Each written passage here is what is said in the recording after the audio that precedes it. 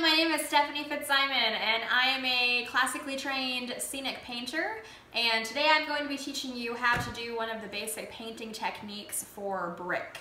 I am also a theater teacher and an art teacher, and when you are painting any technique for the theater, sometimes it's overwhelming and it can be a little difficult, but it's really easy if you break it down into just a few steps.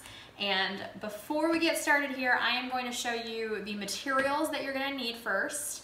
The first thing we've got here on the table is a very fabulous pylon wrap that I got from Terry Tidwell, who is with It's a Wrap Wraps and Sets Unlimited.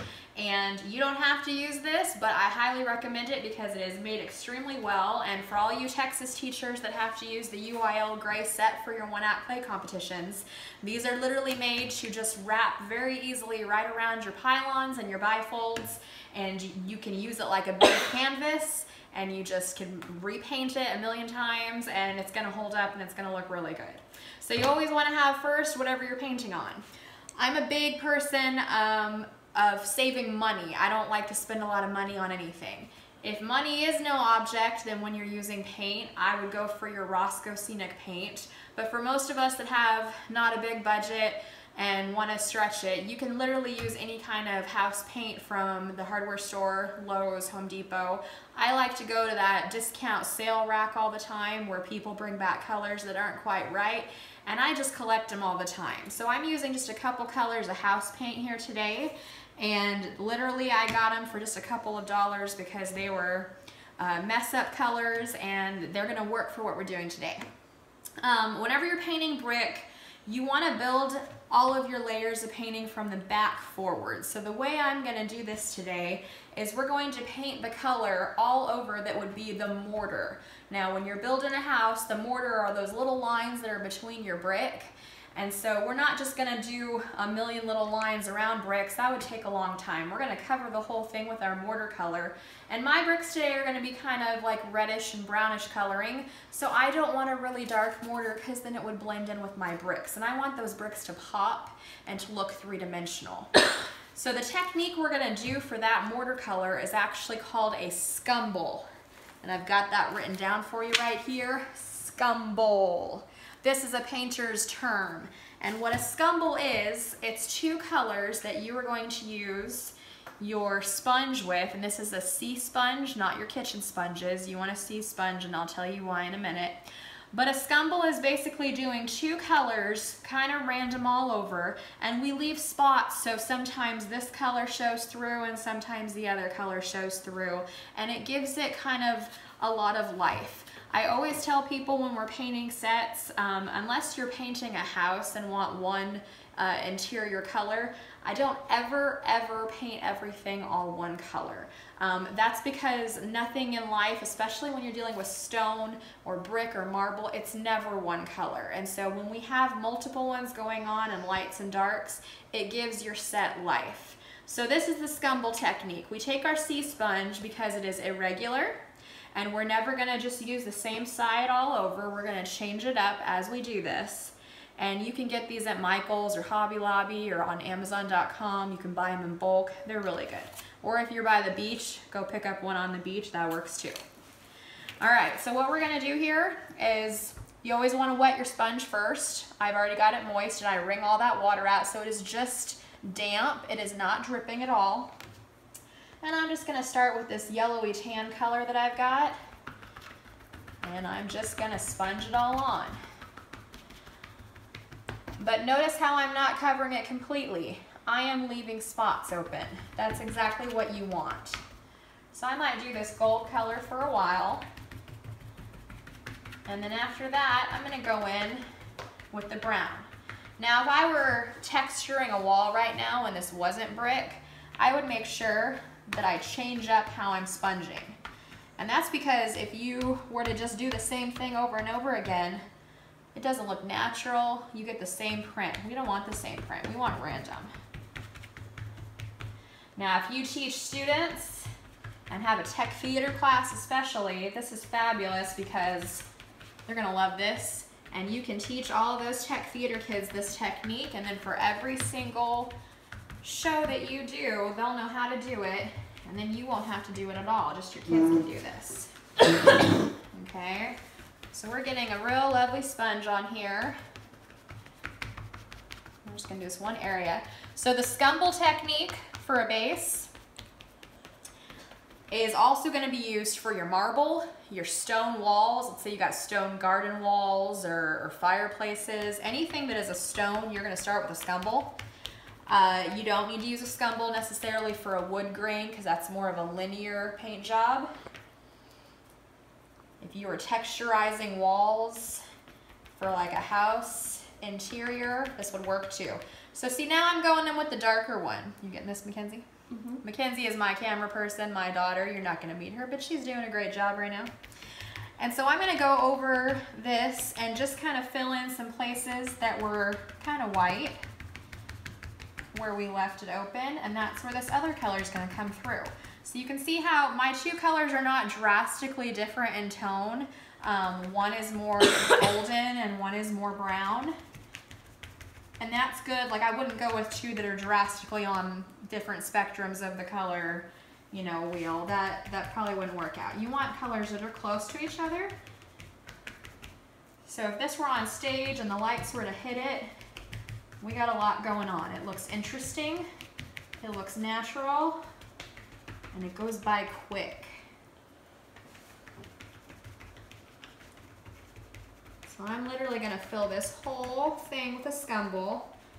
And I don't even have to take it all the way to the edge because this thing wraps around the smallest pylon, and then you bungee cord it in the back, which is really cool. And they're not gonna see the very back of it. So what's neat is I'm not even doing this with a drop cloth right now because I'm pretty confident I'm not gonna have to go all the way to the edges. I say that and I get it on my table. Whoop.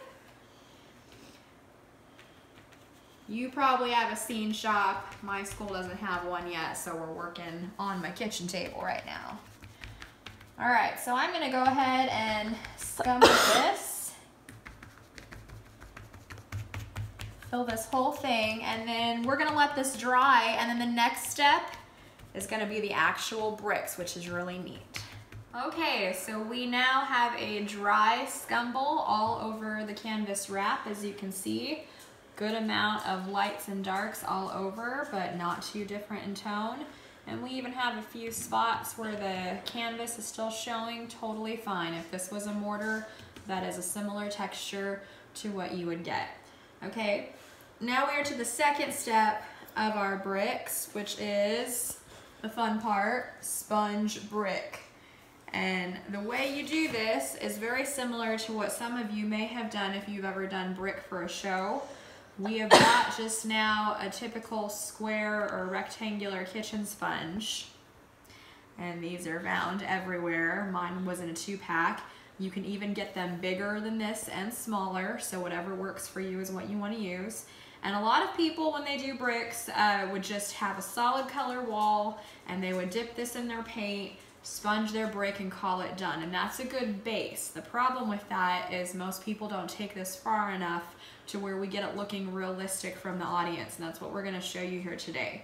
So when you are doing this technique, if you are someone that is not very symmetrical by themselves, you can do a couple things to help you out. You could take a yardstick and you could just measure out how big you think every row is going to be, and you could lightly draw where your bricks are going to lay.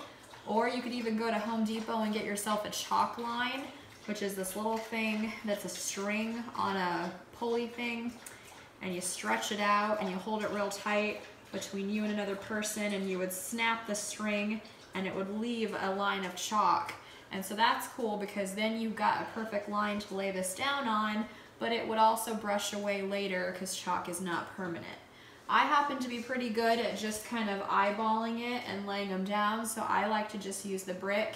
And once we highlight and shadow this later and add detail, even if our bricks are not perfectly straight, it's gonna hide it, it's gonna be fine. So I've kind of mixed up a cool burgundy color here that I came up with, just some browns and red.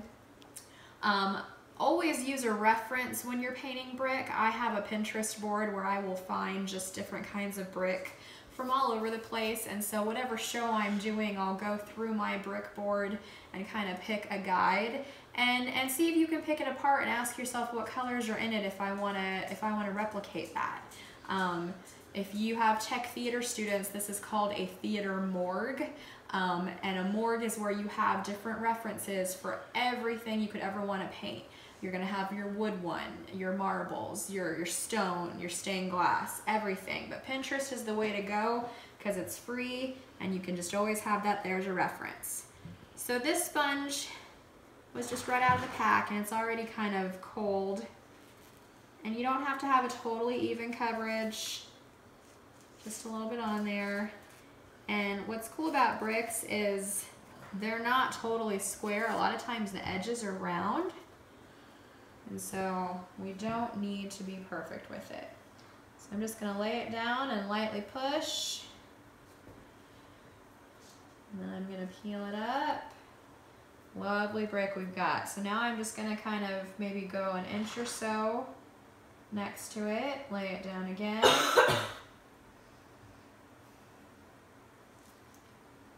And this is actually really cool with the texture. You want that. And we're gonna add some details later, so I don't even mind that the other color is showing through. It's gonna work in our favor.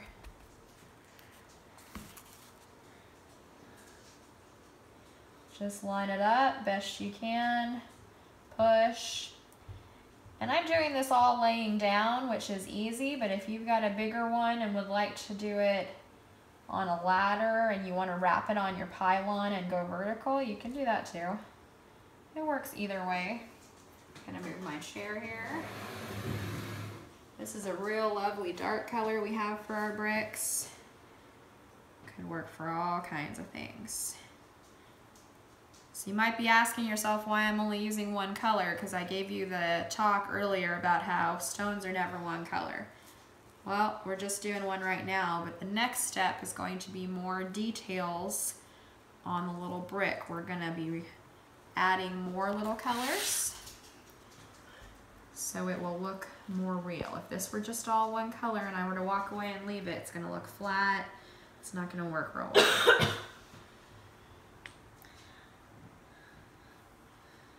Okay, so the important thing to remember with brick is that the next row on my bricks have got to be a little off center.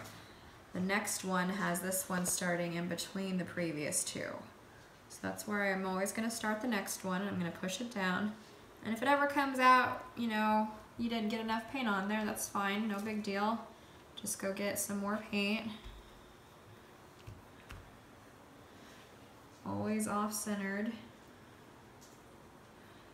The bricks I'm doing right now are full and complete, but a lot of times you'll see little smaller brick pieces in between. You just have to ask yourself what kind of brick you want to do. Make sure you have a guide.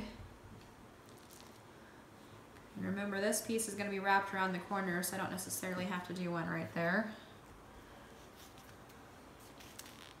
The kids love doing this brick stuff. And this is popping real well with the lighter mortar that we have. Yeah, I actually like this textural stuff going on. Just kind of push all over, peel it up. Just gotta have a little bit of patience with it, but it's still going pretty quick. Don't put the kids on this that are gonna not line it up and be really impatient with it. You could even do kind of half a one right here if you wanted to. So it's all gonna look still a little flat right now. The next step is gonna really make it come to life when we put in more details and your highlights and shadows.